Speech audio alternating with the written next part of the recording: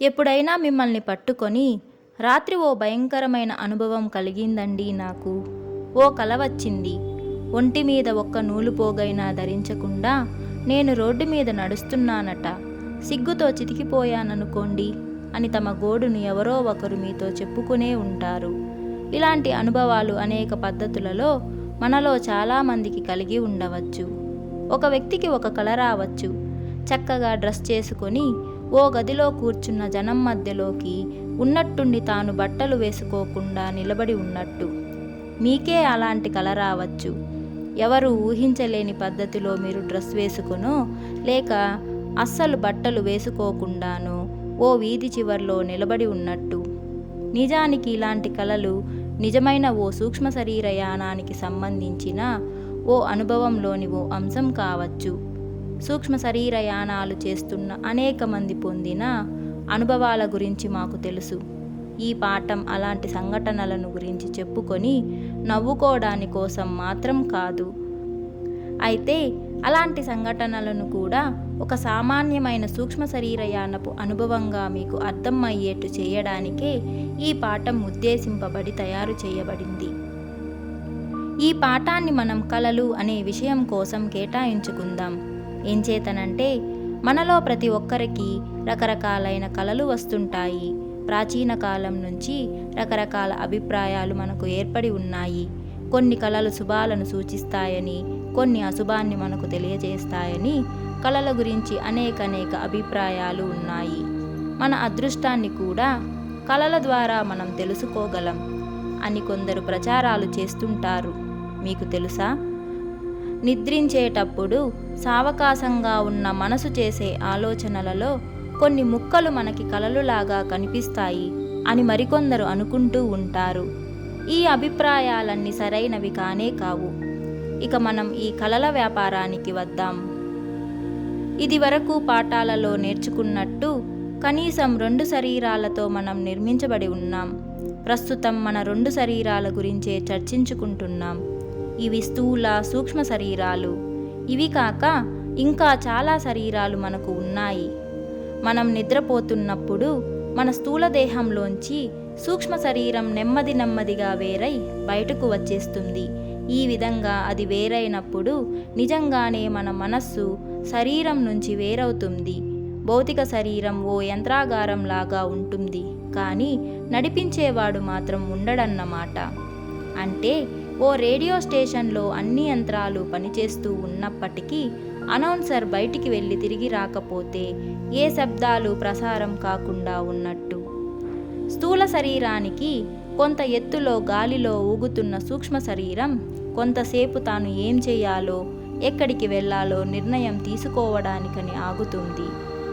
ఓ నిర్ణయం జరగ్గానే సూక్ష్మ శరీరం కాళ్ళు నేలవైపు మొగ్గేలా వాలి బహుశా పరుపు చివరలో నిలబడవచ్చు. తరువాత ఓ కొమ్మ మీద నుంచి ఓ పిట్ట రివ్వున లేచి వెళ్ళిపోయినట్టుగా ఈ సూక్ష్మ శరీరం సిల్వర్ కార్డ్ చివర్లో ఉంటూ ఎటో వెళ్ళిపోతుంది.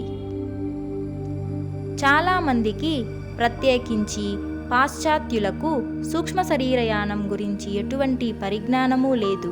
తాము నిజంగా చేసిన యాత్ర గురించి కూడా వీళ్ళకి ఎటువంటి జ్ఞప్తి ఉండదు. కానీ ఒక్కోసారి నిద్ర నుంచి లేవగానే నాకు పలానా ఆయన కనిపించాడు, మనిషి చాలా బాగున్నాడులే అని చెబుతూ ఉండవచ్చు. నిజానికి ఆ పలానా మనిషి దగ్గరకు ఆ వ్యక్తి సూక్ష్మ శరీరంతో వెళ్ళి చూచి వచ్చి ఉంటాడు. అనేక మంది వ్యక్తుల వద్దకు రకరకాల వైవిధ్యం ఉన్న ప్రదేశాలకై సూక్ష్మ శరీరయానం జరగడం అత్యంత సహజంగానూ అత్యంత సులువైందిగానూ ఉంటుందని మనం తెలుసుకోవాలి. ఏదో కారణం వల్ల మనం ఎప్పుడూ ఒకే చోటికి వెళ్ళేందుకు ఉత్సాహం చూపిస్తూ ఉంటాం. పోలీసులు ఏం చెబుతారంటే నేరస్తులు విధిగా తాము నేరం చేసిన చోటికే తిరిగి వస్తారని. మన స్నేహితుల వద్దకి మనం సూక్ష్మదేహాలతో వెళ్ళడంలో ఆశ్చర్యం ఏముంది? మనం అందరం ప్రతి రాత్రి స్థూల శరీరాల్ని వదిలిపెడుతూనే ఉన్నాం. సూక్ష్మ శరీరయానాలను చేస్తూనే ఉన్నాం. ప్రయాణం ఉంటే మనం ఎక్కడికో ఒక చోటికి వెళ్ళాల్సిందే కదా. మన సూక్ష్మ శరీరయానం గురించిన పూర్తి జ్ఞానం కలిగే వరకు మనిషి తనకు తెలిసిన, బాగా పరిచయం ఉన్న ప్రదేశాలకే మళ్ళీ వెళ్ళి తిరిగి వస్తుంటాడు. సూక్ష్మ శరీరయానం గురించి ఏమీ తెలియని ఓ వ్యక్తి తనకు బాగా ఇష్టం ఉన్న ఓ దుకాణానికి వెళ్ళాలని అనుకొని సూక్ష్మ శరీరయానంలో నిజంగానే ఆ మనిషి వద్దకో ఆ ప్రదేశానికో వెళ్ళి మళ్ళీ తిరిగి వచ్చి నిద్రలేచిన తరువాత ఆ వ్యక్తో ప్రదేశమో గుర్తొచ్చి ఒకవేళ గుర్తొస్తే తనకు ఒక కల వచ్చింది అనుకుంటూ ఉంటాడు. మీరు ఎందుకు కలలు కంటారో మీకు తెలుసా? మనందరికీ సత్యంలోకి చేసే ఈ ప్రయాణాల అనుభవాలు ఉన్నాయి. ఏరోప్లేన్లో ఇంగ్లాండ్ నుంచి న్యూయార్క్ వరకు చేసే ప్రయాణం ఎంత నిజమో ఈ సూక్ష్మ శరీరయానాలు కూడా అంతే సత్యాలు. ఏడెన్ నుంచి ఆఫ్రికా వరకు చేసిన ప్రయాణంలాగా ఈ సూక్ష్మ శరీరయానం కూడా నిజమే అయినా ఈ కలలను మనం నిజాలుగా నమ్మం. కలల గురించి తెలుసుకునే ముందు ఇది వినండి. 60లో కాన్స్టాంటినోపిల్ నగరంలో ప్రస్తుతపు ఇస్తాంబుల్ చర్చ్ లీడర్ల సమావేశం జరిగింది. క్రైస్తవ మతంలో ఉండాల్సిన అంశాల క్రోడీకరణలను ఆ సమావేశంలో స్థిరం చేశారు. గొప్ప గొప్ప గురువుల మాటల్ని వక్రీభవనం చేసేశారు. కొన్ని గొప్ప సత్యాలను తొక్కిపారేశారు. మనసుకు కష్టం కలిగించే ఇంకా అనేక వ్యాఖ్యానాలను మేము చేయగలం. ఈ జ్ఞానాన్ని మేము ఆకాశిష్ రికార్డుల సందర్శన పఠనం వల్ల గ్రహించగలిగాం. ఈ గ్రంథపు ఉద్దేశం చదువురులకు తమ గురించిన సత్యాలను తాము స్వయంగా తెలుసుకునేటట్లు సహాయం చేయడం తప్ప వాళ్ళ నమ్మకాలు, విశ్వాసాలు అనే పాదాల మీద ఆనెలను తొక్కి బాధించడానికి మాత్రం కాదు. మనం చేస్తున్న ఈ చర్చ ఉద్దేశం చాలా కాలం నుంచి పాశ్చాత్యులకు సూక్ష్మ శరీరయానం లాంటి అంశాలను ఈ క్రోడీకరింపబడ్డ మతం ఏమీ నేర్పలేదని స్పష్టం చేయడమే. ఎందుకంటే ఇలాంటి అంశాలు కొన్ని ఆ క్రోడీకరణలో ఎక్కడా ఇమిడి ఉండలేవు కనుక. ఇంకా ఏం చెప్పాలంటే పశ్చిమ దేశాలలో చాలామంది ప్రకృతి దేవుల్ని కూడా నమ్మరు. చిన్న పిల్లలు తాము వాళ్ళను చూశామని వాళ్ళతో మాట్లాడామని చెప్తే ఈ పెద్దలు వాళ్ళ మాటల్ని నమ్మరు, ఎగతాళి కూడా చేస్తూ ఉంటారు. అలాంటి పెద్దల కన్నా ఈ విషయంలో పిల్లలే తెలివైన వాళ్ళు. ఇంతెందుకు, క్రైస్తవుల పరిశుద్ధ గ్రంథంలో కూడా చిన్నారులలాగా తయారైతే తప్ప మీరు స్వర్గ సామ్రాజ్యంలోకి అడుగు పెట్టలేరు అనే మాటను మీరు స్పష్టంగా గుర్తించవచ్చు. ఇదే మాటను పెద్దల అపనమ్మకాల ప్రభావం తమ మీద పడని చిన్నారుల నిర్మలమైన నమ్మకం లాంటి విశ్వాసమే మీకు ఉంటే మీరు ఎక్కడికైనా ఏ సమయంలోనైనా వెళ్ళగలరు, ఏదైనా చూడగలరు అని మనం మరో విధంగా చెప్పుకోవచ్చు. పెద్దల ఎగతాళికి, కోపానికి గురైన పిల్లలు తాము చూసిన సత్యాల్ని దాచిపెట్టేసే మార్గాలను నేర్చుకుంటారు. వాళ్లకున్న శక్తుల్ని దాచిపెట్టుకోవడానికి వాళ్ళు చేసే ప్రయత్నాల వల్ల వాళ్ళు ప్రకృతి దేవతలను చూసే శక్తిని త్వరలోనే కోల్పోతారు. సరిగ్గా ఇలాంటి పరిస్థితే కలల విషయంలో కూడా జరుగుతుంది. తమ స్థూల శరీరం నిద్రిస్తున్న సమయంలో మనుషులకి కొన్ని అనుభవాలు కలుగుతున్నాయి. సూక్ష్మ శరీరాలు ఎప్పుడూ నిద్రపోనే పోవు. సూక్ష్మ శరీరం స్థూల శరీరంలోకి తిరిగి రాగానే వాటి రెండింటి మధ్య ఓ ఘర్షణ జరుగుతుంది. సూక్ష్మ శరీరానికి సత్యం తెలిసి ఉంటుంది. స్థూల శరీరం తన బాల్యం నుంచి యవ్వనం దాకా చేసిన అవివేకపు ఆలోచనల అభ్యాసం ద్వారా మొద్దుబారిపోయి మలినమైపోయి ఉంటుంది. ఈ అభిప్రాయాలతో బిగుసుకుపోయి ఉన్న పెద్దలు సత్యాన్ని దర్శించలేరు. అందువల్ల ఈ యుద్ధం తప్పదు. బయటకు వెళ్ళి ఎన్నో పనుల్ని చేసి ఎన్నో అనుభవాలను పొంది ఎన్నో విషయాలను, వస్తువులను చూసి పరిశీలించి తిరిగి వచ్చిన సూక్ష్మ శరీరం చెబుతున్న విషయాలను స్థూల శరీరం అస్సలు నమ్మకూడదు. ఎందుకంటే పాశ్చాత్యులకు చిన్నప్పటి నుంచి ఏం నేర్పుతారంటే తమ రెండు చేతులతోనూ పట్టుకొని చీల్చి ముక్కలు ముక్కలుగా చేసి ఎలా పనిచేస్తుందో తెలుసుకోగలిగిన విషయాలను గురించి మాత్రమే మనుషులు నమ్మాలి, మిగతా విషయాలను నమ్మకూడదు అని నేర్పుతారు. పాశ్చాత్యులకు అనేక రుజువులు, ఇంకా కొన్ని రుజువులు, మరికొన్ని రుజువులు కావాలి. వాళ్ళు నిజానికి తాము సంపాదిస్తున్న రుజువులు మరిన్ని రుజువులు కావాలి. వాళ్ళు నిజానికి సంపాదిస్తున్న రుజువులు కూడా తప్పులుగా రుజువు చేస్తూ ఉంటారు. ఈ విధంగా స్థూల శరీరానికి సూక్ష్మ శరీరానికి యుద్ధం జరుగుతూనే ఉంటుంది.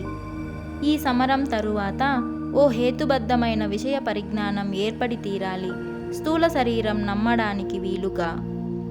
ఇప్పుడు మనం గమనిస్తున్న ఈ కలలు అనే విషయాలు ఇలా స్థూల సూక్ష్మ శరీర సమరం నుంచి జన్మించిన హేతుబద్ధ శకలాలే. ఈ విషయం గురించి మరోసారి పరిశీలన చేద్దాం. సూక్ష్మ శరీర యానాన్ని చేస్తున్నప్పుడు మనకు అనేక అసాధారణ అనుభవాలు కలుగవచ్చు. మనం నిద్ర నుంచి లేవగానే మనకు ఈ అనుభవాలన్నీ స్పష్టంగా గుర్తుకు రావాలి అని సూక్ష్మ శరీరం అనుకుంటుంది. అయితే ఆ అనుభవాలను నమ్మే ప్రయత్నం స్థూల శరీరం చేయలేని విధంగా తయారైపోయి ఉండడం వల్ల సూక్ష్మ స్థూల శరీరాల మధ్య విరోధం నెలకొని ఉంటుంది. ఈ యుద్ధం పూర్తయిన తరువాత అనూహ్యంగా వక్రీభవనం చెందిన లేక గుర్తుపట్టడానికి వీల్లేనంతగా మారిపోయిన దృశ్యాల పరంపర ఒకటి తయారవుతుంది. ఇవే మన చేతనావస్థలోని మనస్సులోకి వచ్చి మనోనేత్రం ముందు దర్శనమిస్తాయి. ఇవి సంభవాలుగా అనిపిస్తాయి. స్థూల లోకాలలోని ప్రకృతికి విరుద్ధంగా సూక్ష్మలోకాలలో ఏదైనా జరిగితే వెంటనే ఘర్షణ ప్రారంభమవుతుంది. అభూత కల్పనలు ప్రారంభమవుతాయి. మనకు పీడకలలు కానీ అత్యంత అసాధారణ సంఘటనలు కానీ మన ఊహలలోకి వస్తాయి. సూక్ష్మస్థితిలో ఎవరైనా గాల్లోకి లేవగలరు, తేలిపోతూ పైకి వెళ్ళగలరు, ఎక్కడికైనా ప్రయాణం చేయగలరు, ఎవ్వరినైనా చూడగలరు, ఏ దేశంలోని ఏ ప్రదేశాలకైనా వెళ్ళగలరు. భౌతికంగా ప్రపంచంలోని ఓ చోటు నుంచి మరో చోటుకు ఒక్క క్షణంలో ప్రయాణాన్ని పూర్తి చేయడం సాధ్యం కాదు. కనీసం తమ ఇంటి కప్పు అంత ఎత్తుకు కూడా ఎగరడం అసాధ్యం. కాబట్టి మేము మళ్ళీ ఏం చెబుతున్నామంటే, అవిరామంగా జరుగుతున్న ఈ స్థూల సూక్ష్మదేహాల పోరాటంలో నుంచి కొన్ని అభూత కల్పనల చిత్రీకరణ జరుగుతుంది. సూక్ష్మ శరీరయానానికి వక్రభాష్యం చెబుతున్న ఈ చిత్రాలు సూక్ష్మ లోకాల నుంచి మనకు అందవలసిన లాభాలను మన అందుబాటులోనికి రానీయకుండా అడ్డం పడి ఆపుతాయి. మనకు ఏమాత్రం అర్థం కాని కలలు తయారవుతాయి. మనకు ఈ లోకంలో చెత్తగా అనిపించే అనేక విషయాలు సూక్ష్మ లోకాలలో ప్రతి చోట మనకు దర్శనమిస్తాయి. మనం మొదట చర్చించిన నూలుపోగు కూడా ధరించకుండా రోడ్డు మీద మనం నిలబడి ఉన్నట్టు వచ్చిన కళ విషయానికి మళ్ళీ వద్దాం. ఇలాంటి కళలు మనలో చాలామందికి వచ్చి ఉంటాయి. వచ్చి మనకెంతో ఇబ్బందిని కలిగిస్తాయి. కళలో మనం సిగ్గుపడే విధంగా ఇవి జరుగుతాయి. కానీ ఇవి కళ్ళలు కానే కావు. సూక్ష్మ శరీరంతో ప్రయాణం చేసేటప్పుడు సూక్ష్మ లోకాలకు తగిన విధంగా బట్టలు వేసుకోవాలి అన్న ఆలోచన మనకు అస్సలు ఉండదు కనుక అలాంటి పరిస్థితి మనకు వస్తుంది. సూక్ష్మ శరీరయానానికి తగిన దుస్తుల్ని మనుషులు ఊహించుకోలేకపోతే సూక్ష్మ శరీరయానంలో మనకి నగ్నంగా తిరుగుతున్న సూక్ష్మ శరీరదారులే ఓ గొప్ప విషయం. అంత గొప్ప విషయం జరుగుతున్నప్పుడు ఇతర స్వల్ప విషయాల గురించిన ఆలోచన వచ్చే అవకాశమే లేదు. సహజంగానే మన శరీరం నగ్నంగా ఉంటుందనే సత్యాన్ని మేము మీకు గుర్తుకు చేస్తున్నాం. దుస్తుల్ని ధరించడం అన్నది లౌకికంగా మనం ఏర్పాటు చేసుకున్న ఓ కట్టుబాటు మాత్రమే తప్ప సత్యాన్వేషణ చేస్తే నిలబడగల విషయం ఇందులో ఏమీ లేదు. ఇక్కడ ఓ అప్రస్తుత ప్రసంగాన్ని మేము చేయాలనుకుంటున్నాం. బహుశా మేము ఏదో కుట్ర పన్నుతున్నట్లు మీకు అనిపించవచ్చు కూడా. సృష్టి మొదట్లో స్త్రీ పురుషులు తమ ముందున్న వ్యక్తి ఆరాలను స్పష్టంగా దర్శించగలిగి ఉండే శక్తిని కలిగి ఉండేవారు.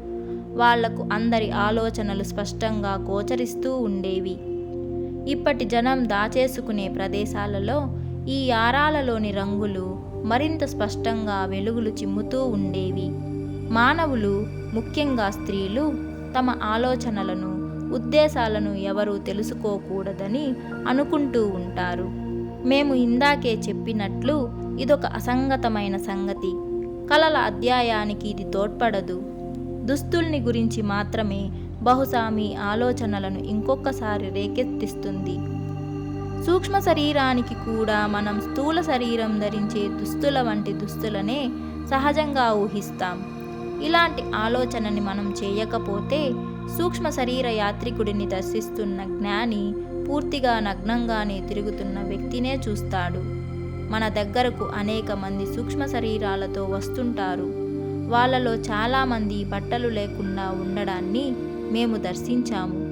కొందరు ఓ పైజామా, జాకెట్ వేసుకొని కనిపిస్తే, మరికొందరు ధరించి వచ్చిన కొన్ని రకాల దుస్తులు ప్రపంచంలో ఏ కేటలాగులో కూడా కనిపించని పద్ధతిలో తయారై ఉన్నాయి. ఈ అలౌకిక దుస్తులు అనేక ఆకారాలలో చిత్ర విచిత్ర రీతుల్లో దర్శనమిస్తూ ఉంటాయి. భౌతిక ప్రపంచంలో అనూహ్యమైన దుస్తులు కొన్ని సూక్ష్మ శరీరాల మీద కనిపిస్తుంటాయి. నిజానికి ఈ విషయాలన్నీ మనకు ఎందుకు పనికిరానివే. ఎందుకంటే దుస్తుల్ని ధరించడం అన్నది మానవుడు ఏర్పరచుకున్న ఓ కృత్రిమ కట్టుబాటు మాత్రమే కాబట్టి. మనం స్వర్గానికి వెళ్తే అక్కడ భూలోకంలోని వ్యక్తులు ధరించే దుస్తుల వంటి దుస్తులు బహుశా ఉండవని మేము విశ్వసిస్తూ ఉన్నాం. సూక్ష్మలోకాలలో నిజంగా జరిగిన సంఘటనల ఆధారంతో స్థూల సూక్ష్మ శరీరాల మధ్య జరిగిన ఘర్షణల ఫలితంగా రూపుదిద్దుకోబడిన అభూత కల్పనలో హేతుబద్ధంగా ఏర్పడ్డ చిత్రమాలికలే ఈ కళలు. సూక్ష్మ శరీరంతో ఉన్న మనకు అన్ని వస్తువులు మరింత వన్నెలను విరజిమ్ముతూ చిత్రవర్ణాలను రమణీయంగా గోచరింపజేస్తూ అత్యంత స్పష్టతతో కనిపిస్తాయి. లౌకికంగా ఇంత స్పష్టత మనకు లభ్యం కావడం అసంభవం. ఇక్కడ మనం ఓ ఉదాహరణను గమనిద్దాం. మనం మన సూక్ష్మదేహంతో నేల మీద, సముద్రం మీద ప్రయాణం చేస్తున్నాం. సుదూర దేశ ప్రాంతంలోని ఓ చోటులోని సూర్యుడు దివ్యంగా వెలుగుతూ ఉన్నాడు. నీలిరంగు ఆకాశం స్పష్టంగా కనిపిస్తుంది. కింద తెల్లటి నురుగును పైకి తెస్తున్న అలలతో నిండి ఉన్న సముద్రం మనకు తగలకుండా కనిపిస్తుంది. సముద్ర తీరాన్ని చేరి మనం కిందకు దిగాం. వజ్రాలలాగా మెరుస్తున్న నేల వంక పరికిస్తున్నాం. సూర్యకాంతిలో ఇసుక రేణువులు చిన్ని చిన్ని రత్నాలలాగా మెరుస్తూ ఉన్నాయి. కొంచెం ముందుకు నడిచి అలల మీద తేలుతూ ఊగుతూ కనిపిస్తున్న నాచు మీద మనం మన దృష్టిని నిలిపాం. మట్టి రంగు, ఆకుపచ్చ రంగు కలబోసుకుని రూపుదిద్దుకున్న ఆ నాచు ఎంతో మనోహరంగా కనిపించడం లేదు? ఆ నాచులో బంగారం, గులాబీ రంగు గాలిబుడగల వంటి వాయుకోశాలు కనబడుతున్నాయి. పక్కన పాచిపట్టి ఉన్న రాయి మిలమిల మెరుస్తున్న పచ్చల పలకంలాగా కనిపిస్తుంది కదూ. ఆ రాతి పొరలు మనకు అత్యంత స్పష్టంగా కనిపించడం లేదు? ఆ పొరల మధ్య ఎంతో కాలం నుంచి చిక్కుపడి ఉన్న కీటకాల చిన్న శరీరాలు కనిపిస్తున్నాయి. చూశారు కదూ. మనం ఆ ప్రాంతంలో సంచరిస్తూ ఉన్నప్పుడు మన కళ్ళను మనమే నమ్మలేకపోయాం కదూ. ఇంత స్పష్టతతో మనం ఇదివరకెప్పుడు ఏ వస్తువుని చూసి ఉండలేదు కదూ. కొత్త కళ్ళు వచ్చినట్టు మీకు అనిపించింది కదూ. గాలిలో తేలియాడుతున్న పారదర్శకపు బంతులు లాంటి వస్తువులు మీకు కనిపిస్తున్నాయా? గాలిలో వ్యాపించి ఉన్న ప్రాణశక్తులు అవే. ఆ రంగులు ఎంత దివ్యంగా ఉన్నాయో గమనించండి. ఎంత స్పష్టంగా ఉన్నాయో గమనించండి. ఎంత తీవ్రంగా ఉన్నాయో గమనించండి. దిగంతాల వరకు అన్ని స్పష్టతతో కనిపించడం లేదు? నేల నింగిని తాకే చోటు వరకు ఎంతో అందంగా మీకు గోచరించడం లేదు? ఈ భూమి మీద మనం జీవనాన్ని ఈ మాంస నిర్మిత దేహంలో ఉండి సాగిస్తున్నప్పుడు మనం గుడ్డివలలాగే ఉన్నట్టు అనుకోవచ్చు. మనకు కనిపించే వర్ణాలు కొన్నే. రంగుల మధ్య ఉండే అనేక ఛాయల గురించి మనకు తెలియనే తెలియదు. హ్రస్వదృష్టి, దీర్ఘదృష్టి లాంటి దృష్టి దోషాలతో ఉన్న మనం ఓ వస్తువును యథాతథంగా దర్శించలేకపోతున్నాం. మన జ్ఞానేంద్రియాల లోపాల వల్ల మన అనుభవాలు కూడా అసత్యాలుగానే కనబడుతూ ఉంటాయి. బంకమట్టితో తయారైన ఓ శరీరంలో ఇరుక్కొని కామక్రోధాలతో పీడింపబడుతూ ఉన్న మనం సరైన ఆహారాన్ని కూడా తీసుకోలేకపోతూ ఉన్నాం. కానీ మనం మన సూక్ష్మ శరీర ధారణతో అత్యంత శక్తివంతమైన, తేజోవంతమైన కళ్ళతో సృష్టిని దర్శించగలుగుతున్నాం. ఎన్నడూ చూడని వింత వింత వర్ణాలను దర్శించగలుగుతున్నాం. మీకు ఎప్పుడైనా అత్యంత స్పష్టతతో, అత్యంత రమణీయంగా కనిపిస్తున్న రంగుల చిత్రణతో ఏదైనా స్వప్నం వచ్చి ఉంటే, మీరు సూక్ష్మ శరీరయానం చేస్తున్నప్పుడు గమనించిన అంశాలనే ఒక కలలాగా మీరు ఊహించుకుంటున్నారు. ఉన్నారని మీరు ఖచ్చితంగా అర్థం చేసుకోవచ్చు. ఇందులో ఏమాత్రం సందేహము మీకు అక్కర్లేదు. సూక్ష్మలోకాలలో అనుభవించే ఆనందాన్ని మనకు గుర్తుకు రానియని అంశం మరొకటి ఉంది. ఆ అంశం ఇది: సూక్ష్మ శరీరంలో మన ప్రకంపనాలు అత్యంత తీవ్రతతో ఉంటాయి. స్థూల శరీరంలోని ప్రకంపనాల స్థాయి తక్కువగా ఉంటుంది. స్థూల శరీరంలోంచి బయటకు వెళ్ళి మళ్ళీ లోపలికి తిరిగి రావడానికి ఇబ్బంది పెట్టే అంశాలను మనం స్థిమితంగా అర్థం చేసుకుంటే ఆ జ్ఞానంతో స్థూల సూక్ష్మ శరీరాల మధ్య ఓ సంయమనాన్ని సాధించే ప్రక్రియను స్వయంగా కల్పించుకోవచ్చు. మన సూక్ష్మ శరీరంతో ఉన్నట్టు మన కింద కొంత దగ్గరలోనే మన స్థూల దేహం పడుకొని ఉన్నట్టు ఊహించండి. మన స్థూల దేహం నెమ్మదిగా ప్రకంపిస్తూ ఉంటుంది.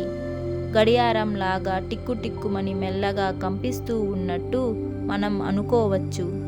దీనికి భిన్నంగా విపరీతమైన వేగంతో ప్రాణశక్తిని నింపుకొని ఉన్నట్టు మన సూక్ష్మ శరీర స్పందనలతో నిండి ఉంటుంది.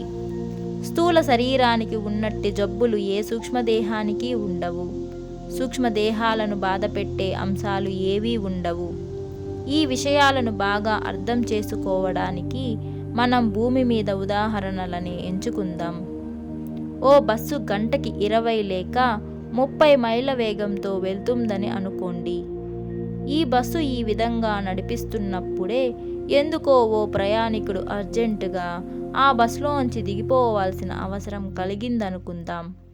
ఆ బస్సును ఆపే అవకాశం ఆ వ్యక్తి దురదృష్టం కొద్దీ ఉండకపోవడం వల్ల ఇప్పుడు ఆ వ్యక్తికి వచ్చిన సమస్య ఏమిటంటే దెబ్బలేవి తగిలించుకోకుండా క్షేమంగా బస్సులోంచి దూకేయడం ఎలా అని. ఏమాత్రం అజాగ్రత్తతో ఈ పనిని చేసినా ఘోరమైన ప్రమాదంలో చిక్కుకోవలసి వస్తుంది. కానీ వేగంగా వెళ్తున్న బస్సులోంచి ఎలా దిగాలో అతడికి బాగా తెలిసి ఉంటే అలా క్షేమంగా కొందరు దిగిపోవడాన్ని అతడు రోజు చూస్తూనే ఉంటాడు కదా. అతడు కూడా ఏ దెబ్బలు తగలకుండా దిగిపోగలుగుతాడు. సాధన చేసి కొంత అనుభవాన్ని సంపాదించుకుంటే నడుస్తున్న బస్సులోంచి దిగి క్షేమంగా ఉండడం ఎంత సుసాధ్యమో అలాగే కొంత సాధనతో మనం అనుభవాన్ని సంపాదించుకొని అత్యంత వేగపు ప్రకంపనాలతో స్పందిస్తున్న సూక్ష్మ శరీరంలో నుంచి చాలా నెమ్మదిగా కంపిస్తున్న స్థూల దేహంలోకి క్షేమంగా చేరుకోగలం.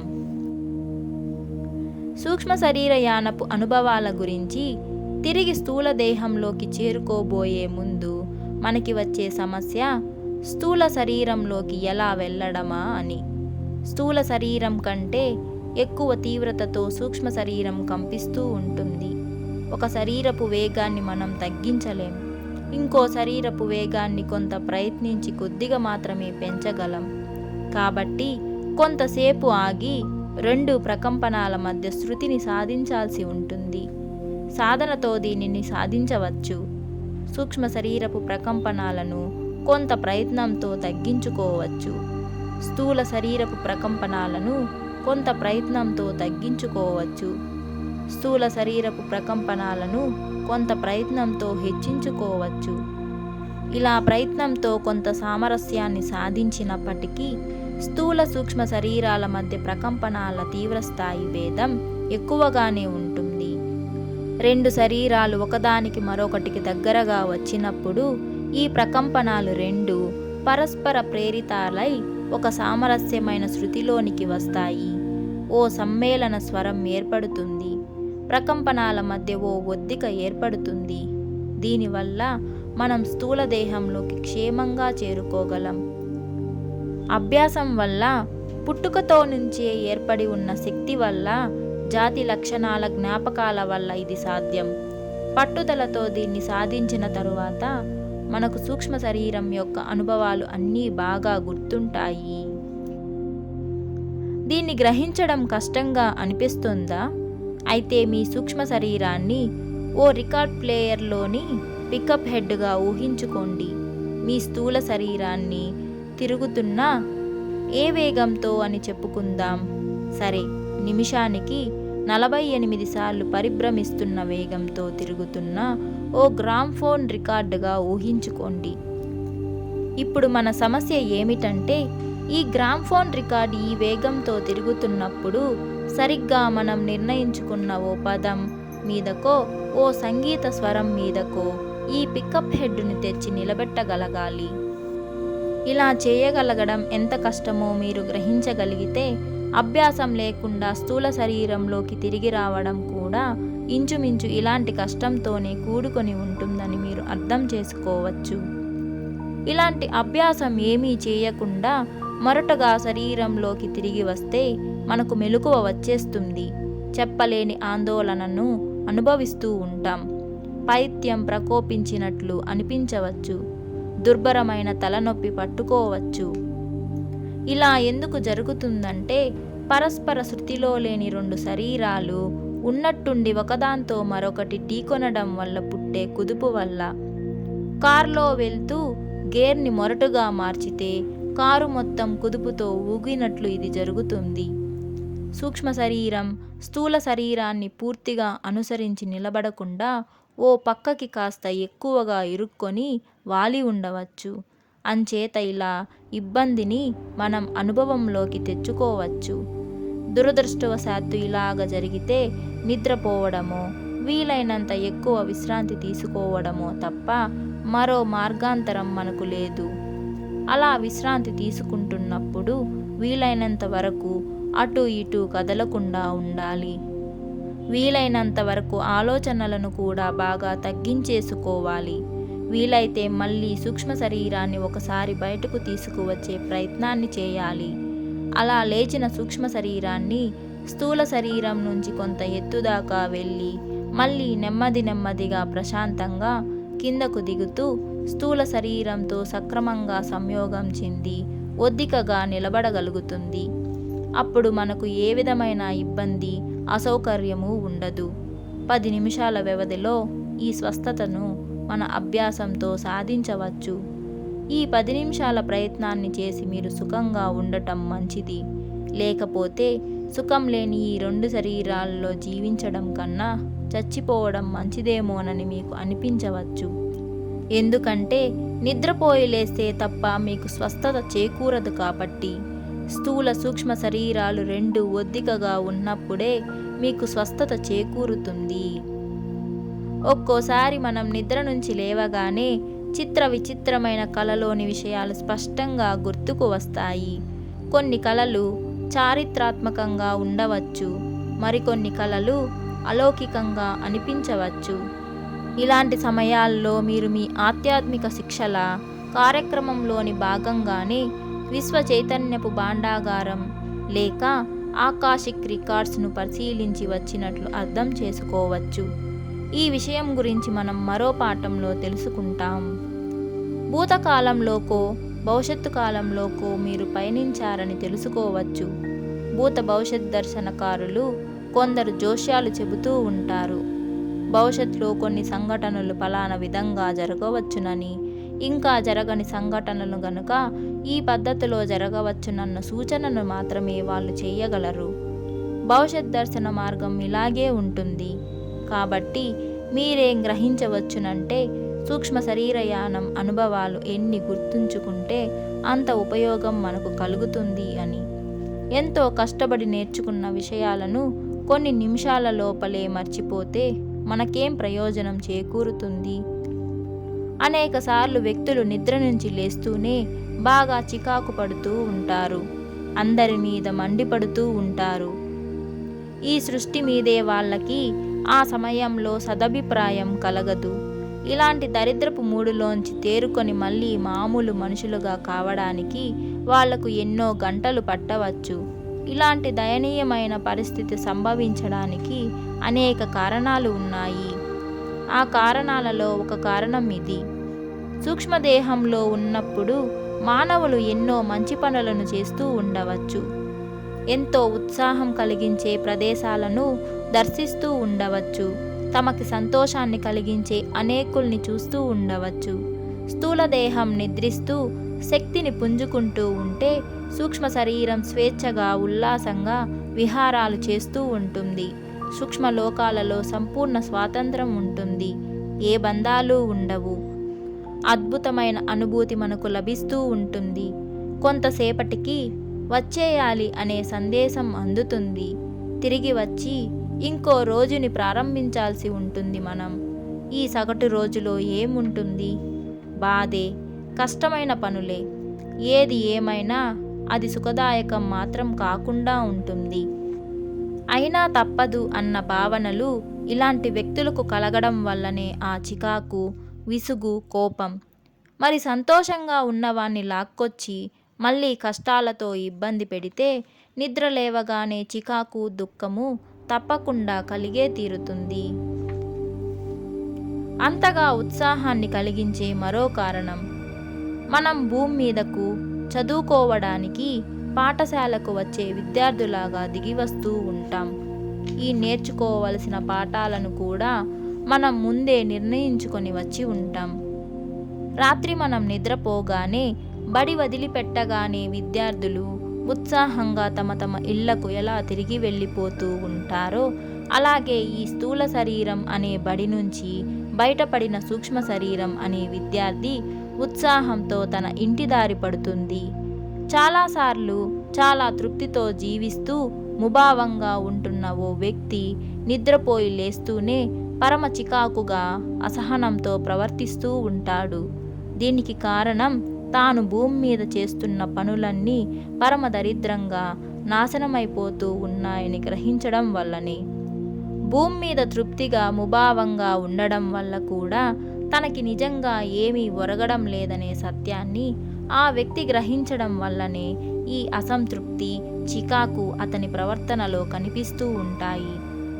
ప్రోగుపెట్టిన ద్రవ్యరాశి, అనేక ఎకరాల విస్తీర్ణపు భూమి ఉన్నంత మాత్రాన ఓ వ్యక్తి గొప్పవాడైపోడు. ఈ భూమి మీదకు ప్రతి ఒక్కరూ ఏదో ఒక ప్రత్యేక విషయాన్ని గురించి నేర్చుకోవడానికే వస్తూ ఉంటారు. డాక్టర్ కావడానికి ఓ విద్యార్థి మెడికల్ కాలేజీలో చేరిన ఓ విద్యార్థి ఉన్నట్టుండి ఏ కారణం లేకుండానే ఊరిలో కనిపించే మొత్తం చెత్తను, చిత్తు కాగితాల్ని ఏరుకుంటూ తిరుగుతూ కనిపిస్తే ఏం ప్రయోజనం కలుగుతుంది చెప్పండి? చాలామంది అందర్నీ మోసం చేస్తూ, అడ్డదారులు తొక్కి డబ్బులను సంపాదిస్తూ, వస్తువుకు ఎక్కువ ధర పెట్టి ఎక్కువ డబ్బు వసూలు చేస్తూ, సంపాదిస్తూ అక్రమ వ్యాపారాలతో ధనార్జన చేస్తూ ఉంటారు. సంఘంలో గొప్పవాళ్ళమని విర్రవీగే వాళ్ళందరూ ఏ విషయాన్ని నిరూపించడం లేదు. భూమి మీద తమ జీవితాన్ని చేజేతులా తామే పాడు చేసుకుంటున్నామనే విషయాన్ని తప్ప. ఏదో ఒకనాటికి ప్రతి ఒక్కడు వాస్తవికత ముందు నిలబడాల్సింది. వాస్తవికత ఈ భూమిపైన లేదు. ఇక్కడున్నదంతా భ్రమే. ఇక్కడ ఉన్న విలువలు అన్నీ అసత్యాలు. ఇక్కడ మనం నేర్చుకోవలసిన పాఠాలు తగినట్లుగా డబ్బు, బలము, హోదాలే జీవితానికి ముఖ్యమని నమ్ముతూ ఉంటారు. జీవితాదర్శాలు ఇవి కావు, ఆధ్యాత్మికత్వమే ధ్యేయమని ఇండియా ఇంకా కొన్ని దేశాలలో భిక్షుక సన్యాసులు ఘోషిస్తూ ఉంటారు. భవిష్య జీవితానికి ఆధ్యాత్మికత్వమే మూలాధారమని బోధిస్తూ ఉంటారు. దీనికి భిన్నంగా అత్యంత బలమైన ఫైనాన్స్ కంపెనీలు, అంటే అప్పుల వాళ్ళు, భయంకరమైన షరతులతో వడ్డీకి డబ్బులను తిప్పుతూ ఎంతోమంది జీవితాలతో ఆడుకుంటూ, ఎన్ని సంసారాలలో చిచ్చుపెడుతూ ఎంతోమందిని కొల్లగొడుతున్నారు. వీళ్ళదే నిజంగా నిరుపయోగమైన జీవితం. ఇట్లాంటి గొప్ప ఫైనాన్స్ కంపెనీ యజమాని ఒక ఆయన పడుకొని తన స్థూల శరీరం నుంచి ఏదో కారణం మీద సూక్ష్మ శరీరంతో బయటకు వచ్చి తగినంత దూరంలో ఉండి భూమి మీద తన వల్ల జరుగుతున్న ఘోరాలని, గందరగోళాలని గమనించే ప్రయత్నం చేస్తున్నాడని అనుకోండి. భయంకరమైన జ్ఞాపకాలతో ఆయన వెనక్కి తిరిగి వస్తాడు. తన బతుకు ఎంత నీచమైందో స్పష్టంగా అర్థమవుతుంది. కానీ మళ్ళీ ఆ స్థూల శరీరంలోకి వచ్చి నిద్రలోంచి లేవగానే ఓ కొత్త జీవితాన్ని ప్రారంభించాలి అని తాను చేసుకున్న సంకల్పం సంగతి మర్చిపోయి, తాను ఎలాగూ అధముడే కనుక రాత్రి ఓ పీడకలలాగా తయారయ్యిందని, నిద్ర నాశనం అయిపోయిందని అందరి మీద తన అసంతృప్తిని వెళ్ళగక్కే ప్రయత్నం చేస్తుంటాడు. అందరి మీద మండిపడుతూ ఉంటాడు.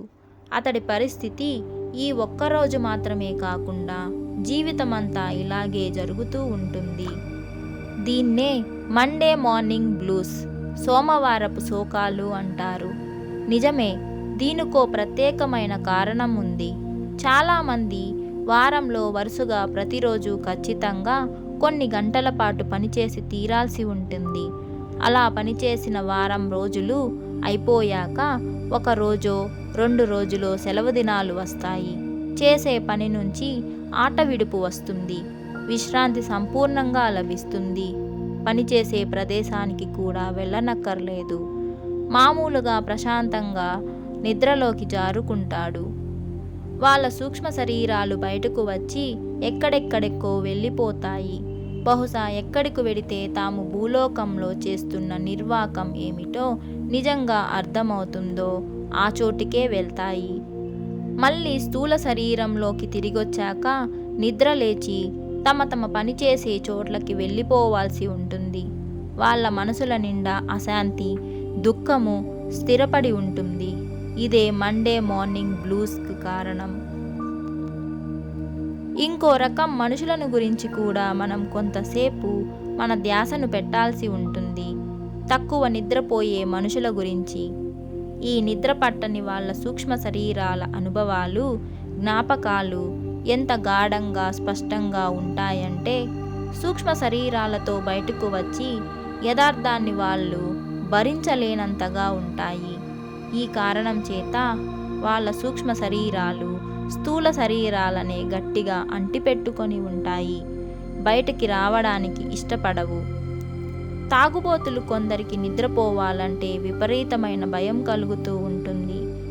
ఎందుకంటే పడుకొని సూక్ష్మ శరీరాలు బయటకు వస్తూనే వాటిని పట్టి పీడించడానికి సిద్ధంగా సూక్ష్మలోకాలలోని కొన్ని జీవులు కాచుకొని గుమిగూడి ఉంటాయి.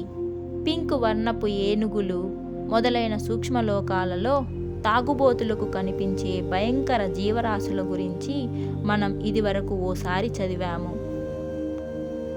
నిద్రపోని వాళ్ళ స్థూల శరీరాలు ఎప్పుడూ మేలుకొనే ఉండి 2 శరీరాలకు ఎంతో ఇబ్బందిని, కష్టాన్ని కలిగిస్తూ ఉంటుంది. వీళ్ళు ఎప్పుడూ ఉద్విగ్నతో ఉండి ఒక్క నిమిషం కూడా విశ్రాంతిని పొందలేరు. వీళ్ళ మనుషులలో వాళ్ళు చేసే తప్పుడు పనుల గురించిన విషయాలు నిండి ఉండి నిద్రపోవాలంటే వీలు లేని పరిస్థితిని కలిగిస్తాయి. పడుకోగానే తామెంత నీచులో అర్థమైపోయి తాము నిజంగా ఏ పనికి వచ్చే పనులు చేయలేకపోతున్నామో, ఏ పనికిరాని పనులు చేస్తున్నామో ఆ విషయాలన్నీ గుర్తొచ్చి వాళ్ళకి కొంచెం కూడా ప్రశాంతత ఏర్పడదు. ఇదే ఒక అలవాటుగా మారిపోతుంది. నిద్ర ఉండదు, విశ్రాంతి ఉండదు. పూర్ణాత్మకు స్థూల శరీరాన్ని పరిశీలనగా గమనించే అవకాశమే లభించదు.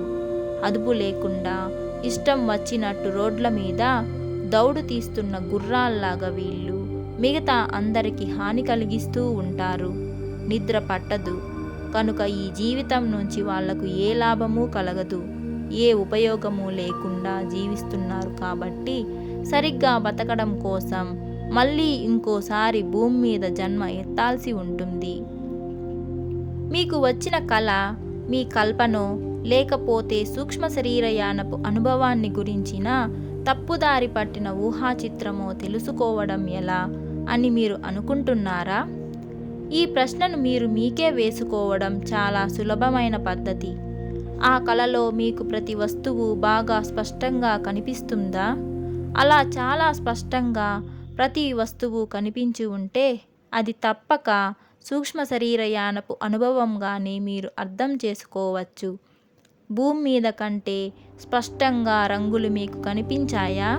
ఇది కూడా సూక్ష్మ శరీరయానపు అనుభవమే. వీరు బాగా ఇష్టపడే వ్యక్తి ఆకారం మళ్ళీ మీకు చాలా స్పష్టంగా కనిపించిందనుకోండి. అప్పుడు కూడా మీరు సూక్ష్మ శరీరపు యానంతో ఆ వ్యక్తి దగ్గరకు వెళ్ళి వచ్చినట్లే అర్థం చేసుకోవచ్చు. పడుకునే ముందు మీరు ఇష్టపడే వ్యక్తి ఫోటోను చూచి పడుకున్నారంటే రిలాక్స్ అయి నిద్రపోయాక తప్పక అతడి దగ్గర సూక్ష్మ శరీరంతో వెళ్ళి తీరుతారని తెలుసుకోండి. నాణానికి ఉన్న మరోవైపు కూడా చూద్దాం. మీరు నిద్ర నుంచి లేవగానే కొంత చికాకుగానే లేచినా, కోపం మాత్రం రాని స్థితిలో ఉన్నారనుకుందాం. మీరు అంతగా నచ్చని మనిషి గురించిన జ్ఞప్తికి వస్తుంది. మీరు ఆ వ్యక్తి గురించే ఆలోచిస్తూ నిద్రపోయి ఉండవచ్చు. మీ వివాదం లేక యుద్ధం గురించి ఆలోచిస్తూ పడుకొని ఉండవచ్చు. మీరు అతడి దగ్గరకు సూక్ష్మ శరీరంతో వెళ్ళి ఉండవచ్చు. ఆ వ్యక్తి కూడా తన సూక్ష్మ శరీరంతో సూక్ష్మలోకంలో మిమ్మల్ని కలిసి ఇద్దరూ మాట్లాడుకొని మీ సమస్యను పరిష్కరించుకోవడానికై చర్చలు సాగించి ఓ సామరస్యాన్ని సాధించి ఇద్దరికీ నచ్చిన నిర్ణయాన్ని తీసుకొని ఉండవచ్చు. లేకపోతే మీరు ఇంకా తీవ్రంగా ఒకరినొకరు దూషించుకొని మీ ద్వేషాన్ని పెంచుకొని తిరిగి వచ్చి ఉండవచ్చు. సామరస్యమైన సమరమైన మీ స్థూల శరీరాన్ని మొరటుగా చేరి ఉంటే ఆ కుదుపుకు మీ అనుభవాలన్నీ తుడిచిపెట్టుకుపోయి చికాకు, ద్వేషము, అసహనము ఇవే మిగిలి ఉంటాయి. కలలు ఇంకో లోకానికి కిటికీలు. కలలు కనడం నేర్చుకోండి.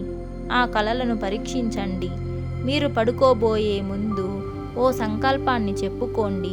నిద్ర లేచిన తరువాత రాత్రి నిద్రలో మీకు జరిగిన అనుభవాలు అన్నీ ఏమాత్రం వక్రీభవనము చెల్లాచెదురు కాకుండా పూర్తిగా గుర్తుకు రావాలి అని.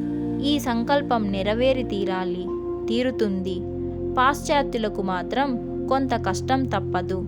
వాళ్లకు అనుమానాలు ఎక్కువ. ప్రతిదానికి రుజువులు కావాలి వాళ్ళకి. తూర్పు దేశాలలో చాలామంది ట్రాన్స్లోకి వెళ్ళిపోతూ ఉంటారు. అంటే తమ శరీరాలని మర్చిపోగలుగుతారు. ఇంకో విధంగా చెప్పాలంటే ఈ ట్రాన్స్ అనే విద్య స్థూల శరీరం నుంచి తమ సూక్ష్మ శరీరాన్ని బయటకు తీసుకురాగల ధ్యానం అని అర్థం. ఇంకా కొంతమందికి నిద్రపోయి లేవగానే జవాబులు, సమాధానాలు, సరైన పరిష్కారాలు చటుక్కున స్ఫురిస్తూ ఉంటాయి. మీరు కూడా ఇలాంటి శక్తిని సంపాదించుకోవచ్చు. సాధనతో సాధించగలం అనే నమ్మకం పెట్టుకొని కలలను సక్రమంగా కనండి. నేర్చుకొని మరో లోకపు కిటికీలను తెరిచి ఉంచే ప్రయత్నం చేసి సృష్టిలోని అత్యంత శోభయామాన కలలను అనుభవించండి. మీరు ఇక్కడి వరకు వచ్చారంటే తప్పక ఈ వీడియోతో కనెక్ట్ అయి ఉంటారని అనుకుంటున్నాను. ఈ వీడియో మీకు నచ్చినట్లయితే తప్పకుండా లైక్ చేయండి. అలాగే మీ ఎక్స్పీరియన్సెస్ని కమెంట్ కూడా చేయండి.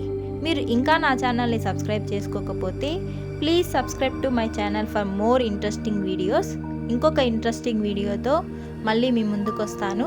అంతవరకు take care and bye bye.